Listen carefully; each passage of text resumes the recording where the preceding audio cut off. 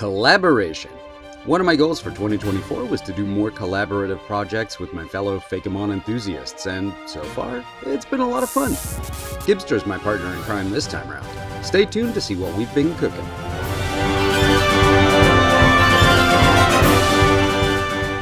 Hey trainers, welcome. You are with PewterCityJim, and today we're looking at a Fakemon collaboration between myself and the super talented Gibbster. We've been involved in a couple of projects together actually, most notably the Fakemon Ultra collab, and we both voice characters in Lava Tyrant's awesome Legends Lotus series, and we play brothers in the Pokémon Cavern and Coast series. Speaking of voice acting, he's been featured in several other video projects as well. He's the grumpy old exterminator in my very own Bootleg Boutique series, and he voices Mal in FruitPiart's Pokémon Amber videos. And that's not even getting into his own channel, where he designed some pretty spectacular Fakemon of his own. Links to all of this stuff in the description, of course. So this is all just to say that I was super happy to collaborate with such a gifted creator. I hope you enjoy our combined efforts. He'll be releasing a corresponding video on his own channel as well, so please go check it out. Anyway, if you're new here, welcome. On this channel, you'll find Fakemon galore, from our very own Solar region to a variety of contest and prompt-based designs and other collaborative work such as Voyard. If any of that sounds like fun, and oh boy, I sure hope it does, please feel free to like this video, sub to the channel, and say hey in the comments.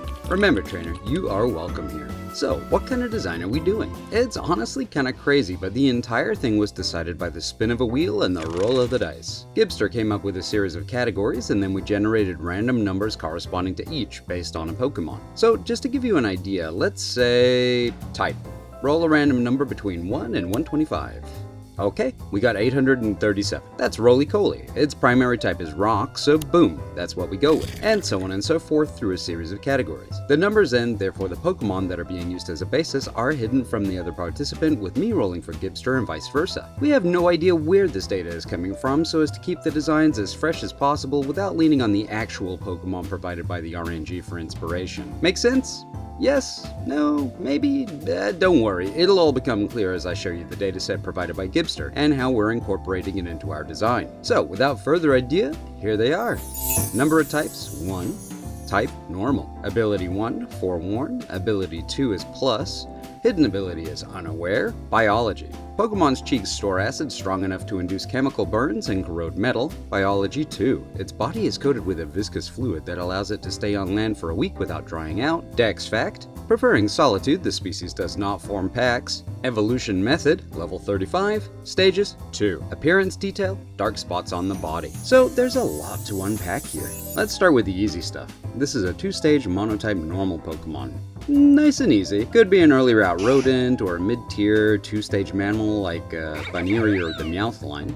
Probably the latter because it does evolve at level 35, which is a bit further along than your average Sentret or Bidoof. It's got a spotted coat, so that's kinda cool. Built-in patterning. Dex fact is what it says on the tin. Something grabbed directly from a randomly generated Pokemon's official Dex entry from any generation where it has one. In this case, it's a solitary animal, so probably some kind of non-pack predator?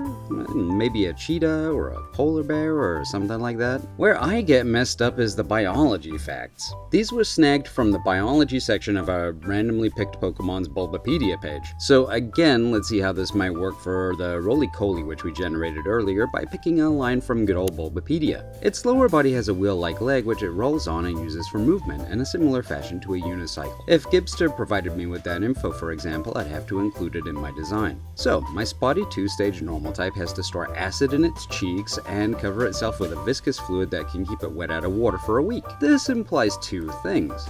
It generally lives either in the water or at very least in a wet biome, and it uses poison to either defend itself or hunt or both. So probably not a cheetah or a polar bear. Well, maybe the abilities will tie it all together. Forewarn. This lets the Pokemon know if its opponent is rocking a really powerful move. Well, that would be good for dodging really bad attacks. Plus, up special attack if a teammate has either plus or minus. That is tricky. This Pokemon is supposed to be a loner, which doesn't form packs, meaning team-based tactics might be out of character. Maybe it pairs up with another unrelated Pokemon? That wouldn't count as a pack per se. And the hidden ability is unaware, which ignores any stat changes. This is a pretty good ability, but it doesn't lend a whole lot to the inspiration except that I would need to figure out how it ignores those stat changes. It's all gotta make at least some kind of sense. Alright, let's cook. Instead of going with a strictly aquatic creature, I'm going to say it's a rainforest dweller. I think this gives me a little more room to play with in regards to the biology of the critter, sounding like it needs to be wet yet having to be a normal type. I do want to stick to it being a mammal as well. All this thinking has got me pretty drained. Maybe I ought to pour myself a cup of coffee and... Wait, I have got it. Okay, stick with me here because this is kind of gross. There's an animal called a palm civet. It's used in the making of a particular kind of coffee called kopi luwak. That's Indonesian, and I apologize if I'm not pronouncing it correctly. Genuinely. Please let me know in the comments. Anyway, traditionally this coffee is made when these palm civets sneak into coffee plantations in Indonesia and eat ripe coffee cherries. They can digest the fruit surrounding the seed, but the bean itself passes right through as, you know. Anyway, these coffee beans are collected, and because of the way that the bean takes some flavor while inside of the critter, if you process them, cleaning them really well of course, the resulting coffee has a really interesting taste. Or at least so I'm told. I don't think I would ever try it.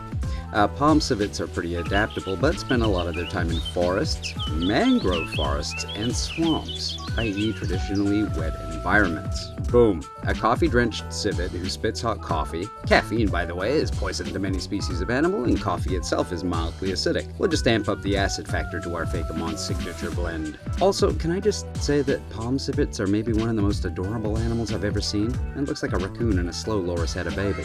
I like the idea that this creature is so severely caffeinated that it's just hyper alert. This is what allows it to forewarn itself with potentially super effective moves. Also, that's what allows it to be unaffected by stat changing moves. Stat buffs and debuffs are of secondary concern when that highly caffeinated. The design I came up with is a coffee-themed critter that looks a little like a civet and roughly the shape of a mug, including the tail arcing up as though it were the cup handle. The spots I needed to include are actual coffee beans stuck to the fur, which is always moist because it literally secretes coffee through the skin. The coffee shows through the fur towards the bottom of the critter on its paws and its ears. The most noticeable part though are those huge bulging cheeks that are filled with scalding hot acidic coffee that will melt anything you get sprayed at. It's got a little tick under the eye because it probably hasn't slept in a week. Still, it looks pretty cheerful, right?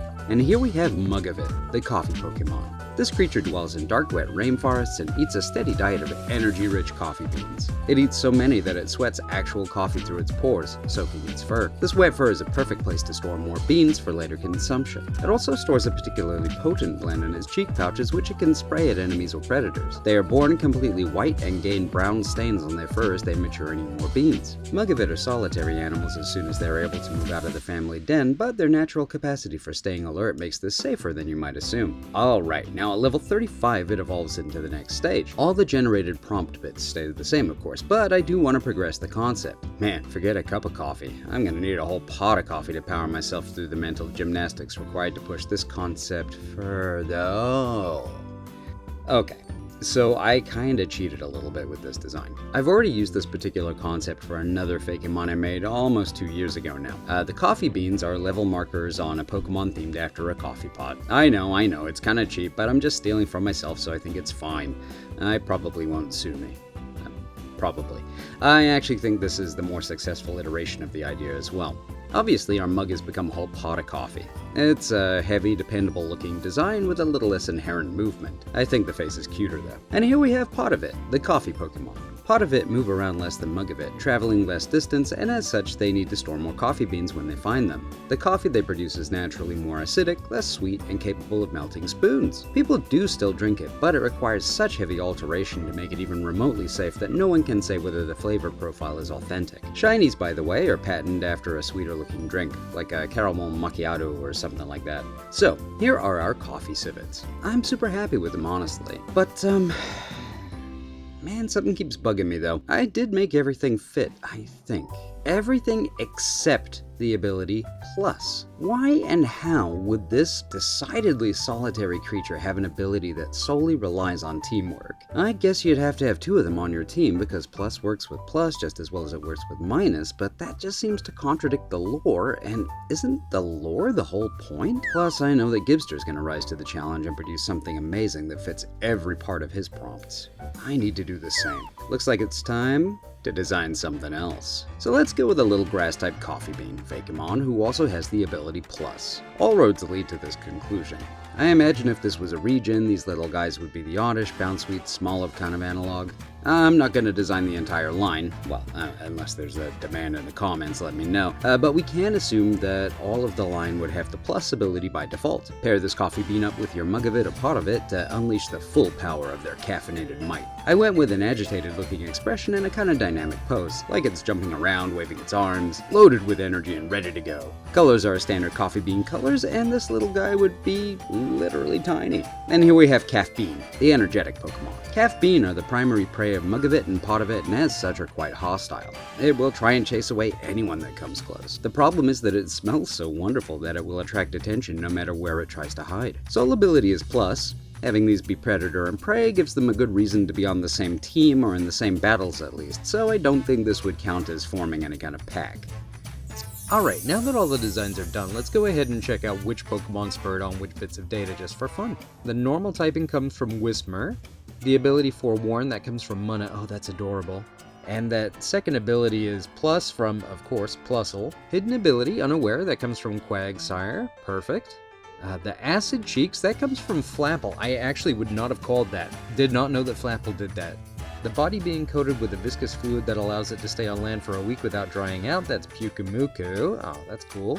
The Solitude thing, now that one was kind of tricky, and that was from Sneasler, which absolutely tracks. Evolution method being level 35, that comes from Arbolivo, which is kind of funny because I did give him Smoliv as one of the things, I believe. Appearance detail, dark spots on body, that's Wishy-Washy, the school form. And by their powers combined, we've got a coffee civet and a little coffee bean. Perfect. Sorry to Gibbster for throwing in a whole extra design. Let's see what he thinks.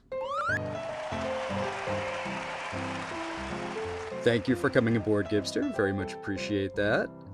No problem. So this was, I don't mind admitting, this was kind of a struggle. Getting all of those different things to work together, very, very difficult, but I'm actually really happy with what I came up with. So here's the first design. Oh! This is Mugavit. Nice. So. Mugavit. So am I right in saying its body looks like a mug? That is correct. He's a little mug of coffee. The concept that I came up with, there's a creature called a palm civet, and in Indonesia, Malaysia, stuff like that, they go onto coffee plantations, they eat coffee cherries. People collect the beans after they've passed through the creature and turn it into coffee. So remember, it had to have fluid all over its body, so it eats so many coffee beans that it sweats coffee, and the coffee will keep it moist for a week. It shoots scalding hot acidic coffee from those big cheek pouches that you can see there. The spots that I had to include are the coffee beans, and then the reason that it has Forewarn and Unaware is just that it's so highly caffeinated that it knows when it's gonna get hit with a really powerful move, kind of almost like a caffeinated version of Ultra Instinct. And Unaware, it's so hyped up on coffee that it just does not care about stat changes affecting the power of moves. That is cool. All right. I love how you managed to actually bring the abilities into this. Oh, you ain't seen nothing yet. Ready for the second one? Oh, I haven't. Yep, hit it. All right. So, this is part of it. So he's so evolved. It's not a pot. It's now like a big carafe of coffee, yeah. Now, a slight disclaimer, I did steal this idea from myself because there was another Pokemon that I did a while ago for the John Machines contest that was kind of similar in that it was a coffee pot shaped creature with beans as like the level markers. I figured it's fine for me to just copy myself. I think Jim's gonna get real angry at you. I know, I think I might just sue myself. So anyway, there's that. Now, you mentioned the abilities, Gibbster, and I will admit, I had a heck of a time trying to make Plus fit with this line, because in the Pokedex data, it specifically states that it doesn't form packs. It's a solitary animal. So I've been a bit cheeky. Yeah. I've been a bit naughty. I did an extra monster. Oh, did you? I did. So this is Calf Bean. It is the primary prey of Pot of It and Mug of It, and